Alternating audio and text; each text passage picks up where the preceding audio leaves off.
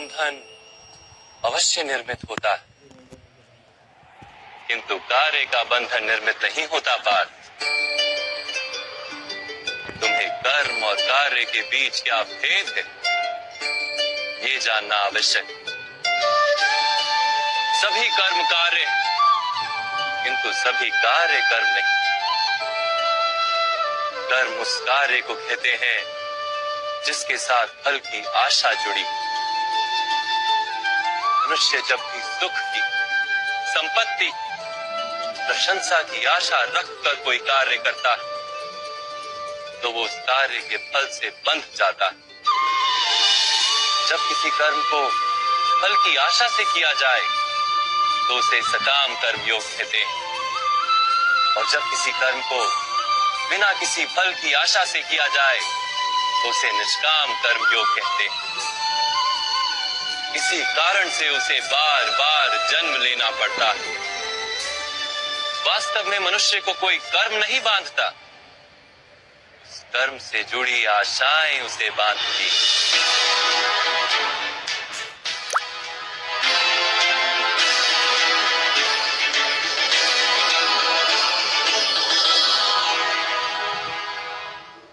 वास्तव में मनुष्य को कोई कर्म नहीं बांधता, उस कर्म से जुड़ी आशाएं उसे बांधती हैं।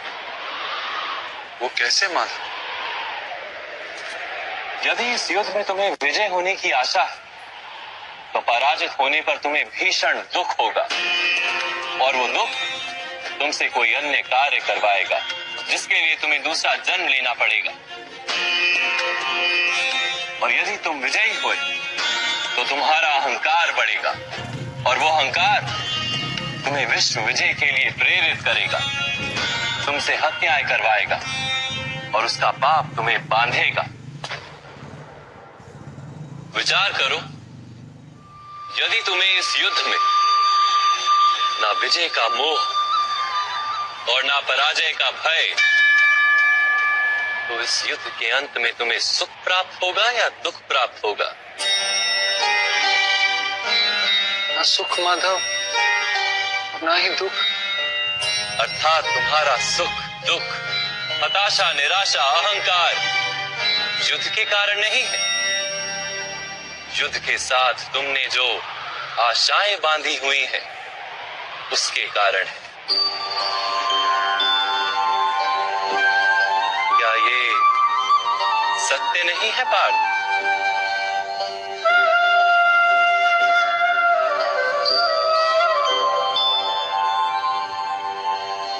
सुख दुखे समे कृत्वा लाभा लाभो जया जयो ततो युद्धाय युज्यस्व नैवं पाप मवाप्स्यसि। अर्थात सुख दुख को समान मानकर लाभ हानि जय पराजय का विचार किए बिना यदि तुम युद्ध करोगे कौन्तेय, तो तुम पाप के भागी नहीं बनोगे। इसी को कर्म योग कहते हैं। जो सांख्य का ज्ञान प्राप्त कर लेता है वो ये जान लेता है कि वो शरीर नहीं, केवल एक आत्मा है। शरीर के भोग और अनुभव तो केवल मृत्यु तक है, अर्थात वास्तविक नहीं, केवल माया है। उसके लिए कर्मयोगी बनना सरल हो जाता है। परंतु माधव, यदि कार्य से बंधन निश्चित है तो क्या संसार का त्याग करके संन्यास लेना उचित नहीं? इसी विचार का परिणाम है कि आज ये युद्ध हो रहा है पार्थ।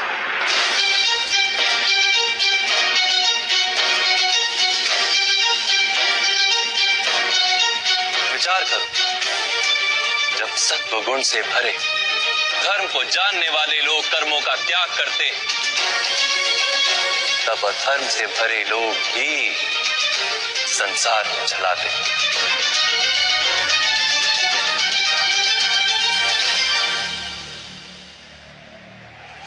यदि महामहिम ने संसार का त्याग ना किया होता तो आज अधर्म इतना बढ़ता ही नहीं।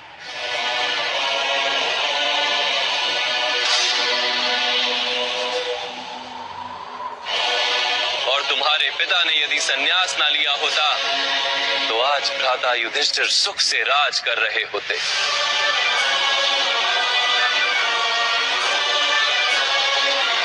और अपनी प्रजा को न्याय और धर्म का ज्ञान दे रहे होते। किंतु दुखदायक बात तो यह है पार्थ कि सत्वगुण से भरे मनुष्य ही संसार को लाभ दे सकते हैं, किंतु वो ही संन्यास का विचार करते हैं। जैसे जल तो भाप बनकर उड़ जाता है और कीचड़ वहीं पड़ा रहता है, वैसे सत्वगुणी सज्जन लोग तो संसार का त्याग कर देते और तमस से भरे अधर्मी लोग संसार में कार्य करते। इसी कारण से संसार में पाप और अधर्म बढ़ता है।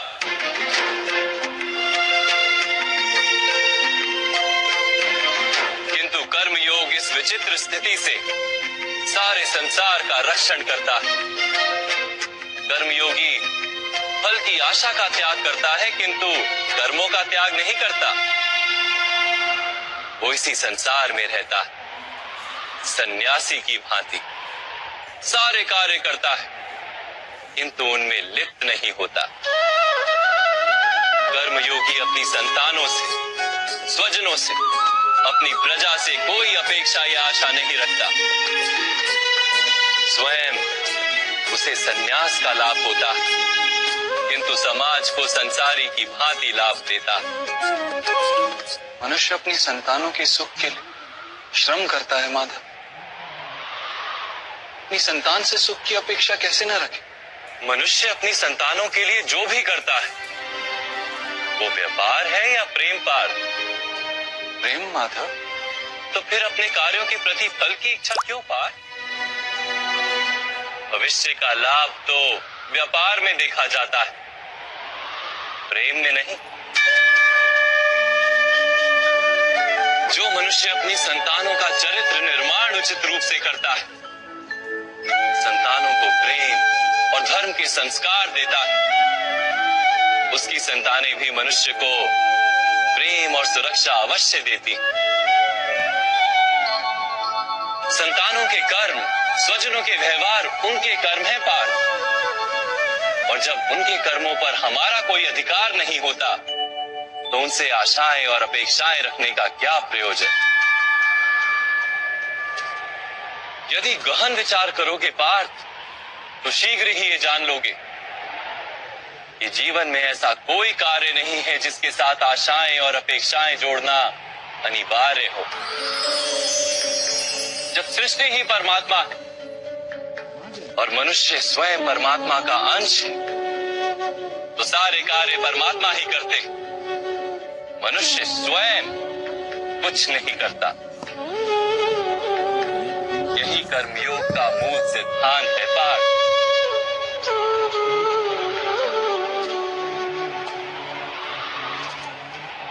तुम्हें भी कर्मयोगी बनकर ये युद्ध करना आवश्यक है पार्थ। त्रिगुणिया विश्या वेदा निस्त्रे गुणियो भवार्जुना निर्द्वंद्वो नित्य तत्वस्थो निर्योग क्षेम आत्मवान। तीन गुणों का त्याग करके निर्गुण बन जाओ पार्थ। इस द्वंद्व से मुक्त हो जाओ। सदा सत्व अर्थात परमात्मा में बुद्धि लगाकर कर्तव्य का वहन करते रहो। कुछ प्राप्त करने की इच्छा और कुछ प्राप्त किए हुए का रक्षण करने का विचार त्याग दो पार्थ और अपनी आत्मा को स्वतंत्र कर।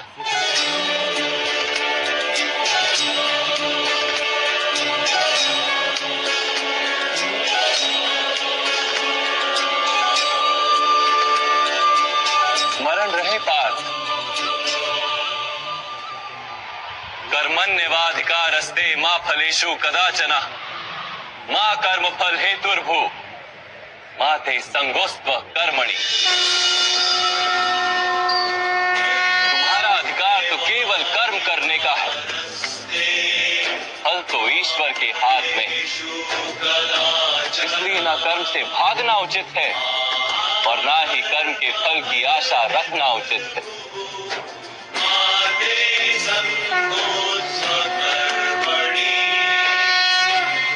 जो फल का त्याग कर दे परंतु कर्म का त्याग ना करे, ऐसे कर्म योगी को कैसे जाना जा सकता है माधव?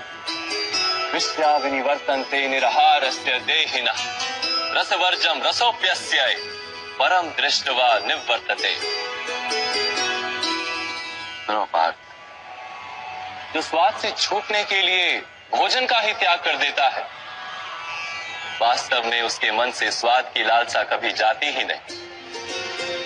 उसे दोहरी हानि होती। एक तो वो निर्बल हो जाता है, जिसके कारण परमात्मा को प्राप्त करने का जो प्रयत्न अनिवार्य है उसे वो नहीं कर पाता, और दूसरा सदा ही उसका मन स्वाद की लालसा से भरा रहता है। इसलिए भोजन का त्याग करने से उत्तम है स्वाद की लालसा का ही त्याग कर दिया जाए। कर्म योगी अपने मन की सारी लालसाओं को खींच लेता है, जीवन को कर्तव्य मानकर कार्य अवश्य करता है, किंतु उन कार्यों से जुड़ता नहीं। और बाप, जो व्यक्ति अपने कार्यों से आशाएं और इच्छा नहीं रखता, उसी के कार्य पूर्ण होते हैं।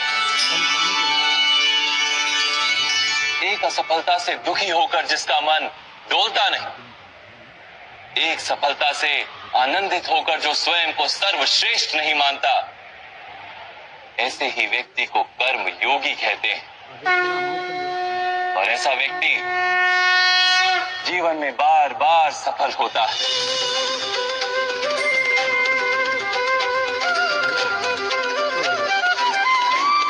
ध्यायतो विषयान पुंसः संगस्तेषु पजायते संगात संजायते कामा कामात् क्रोधो भिजायते क्रोधात् भवति सम्मोहः सम्मोहात् स्मृति विभ्रमः स्मृति भ्रंशात् बुद्धिनाशो बुद्धिनाशात् प्रणश्यति।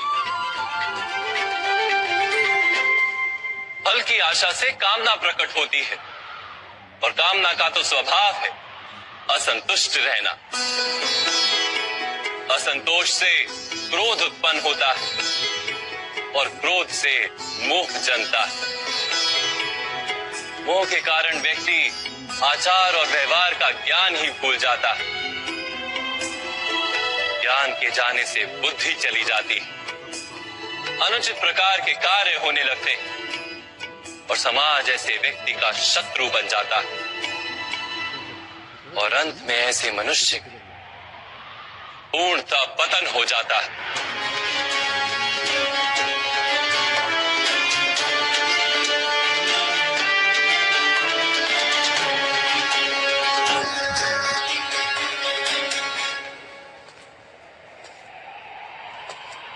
जैसे भ्राता दुर्योधन,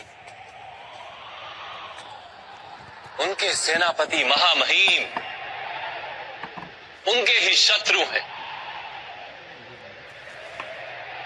और तुम्हें विजय का आशीर्वाद दिया।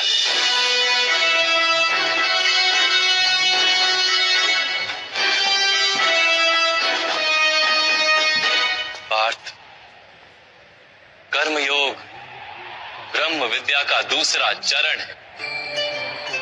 परमात्मा में अपनी बुद्धि स्थिर करो, स्वयं को आत्मा जानो, मिथ्या बंधनों से मुक्त हो जाओ, और फल की आशा का त्याग करके केवल कर्म करते रहो।